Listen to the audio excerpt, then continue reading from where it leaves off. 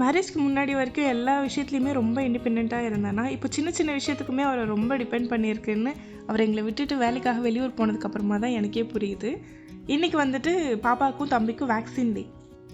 பாப்பாவுக்கு வந்துட்டு நாங்கள் 5 months வேக்சின், 7 months வேக்சின் எல்லா வேக்சினுமே வந்துட்டு நாள் தள்ளி தள்ளி தான் போட்டோம். ஏன்னா ஒரு டைம் வந்து அவளுக்கு சளி பிடிச்சிட்டதால லேட்டாக போட வேண்டியதாகிடுச்சு. ஸோ அதுக்கப்புறம் வர எல்லா வேக்சினுமே டேட் தள்ளி தள்ளி தான் போடுற மாதிரி இருந்துச்சு. இன்றைக்கி வந்து தம்பிக்கும் வேக்சின் போட்டுடலாம் அப்படின்ட்டு தான் போயிருந்தோம். தம்பிக்கும் 5 yearsக்கு ஒரு வேக்சின் இருந்துச்சு. அவனுக்கு ஆல்மோஸ்ட் 6 ஆக போகுது. இது வரைக்கும் போடல. சரி அவனுக்கும் போட்டுடலாம், 2 days லீவ் இருக்குல்ல அப்படின்னு சொல்லிட்டு அவனையும் கூட்டிகிட்டு போய் 2 பேருக்குமே வேக்சின் போட்டுட்டோம். அவர் முன்னாடி ஒர்க் பண்ண ஹாஸ்பிட்டலுக்கு தான் போயிருந்தோம்.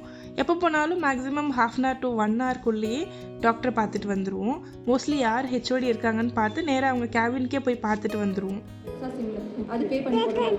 இல்லை ஐபிவி பூஸ்டர் வேணாம்னா டிபிடி எம்எம்ஆர் மட்டும் பே பண்ணி நீங்கள் பார்த்துக்கலாம்.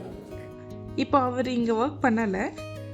இப்போவும் அதே ஹாஸ்பிட்டல், அதே டாக்டர்ஸ். பட் நாங்கள் ஹாஸ்பிட்டலுக்கு போனது 11 o'clock, ரிட்டர்ன் வீட்டுக்கு வந்தது என்னவோ 4 o'clock தான்.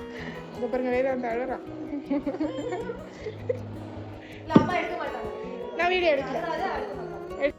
பாப்பா கூட பரவாயில்ல, ஓரளவுக்கு அவளை பிடிச்சி வேக்சின் போட முடிஞ்சுது. ஆனால் தம்பி என்னால் சுத்தமாக பிடிக்கவே முடியல. அவன் காலில் வேற கீறிட்டாங்க. வேக்சின் போடும்போது அவன் ஆடிட்டதால் காலில் கீறி பிளட் வர ஆரம்பிச்சிருச்சு.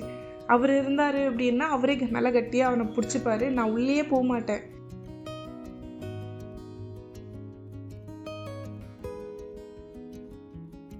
ரொம்ப லேட் ஆகிட்டதால எனக்கு அம்மாவுக்கு பசங்களுக்குலாம் ரொம்ப பசிக்க ஆரம்பிச்சிருச்சு. ஸோ ஹாஸ்பிட்டல் கேன்டீன்லேயே போயிட்டு சாப்பிட்டுட்டு வீட்டுக்கு கிளம்பிட்டோம். Miss you விக்கிப்பா.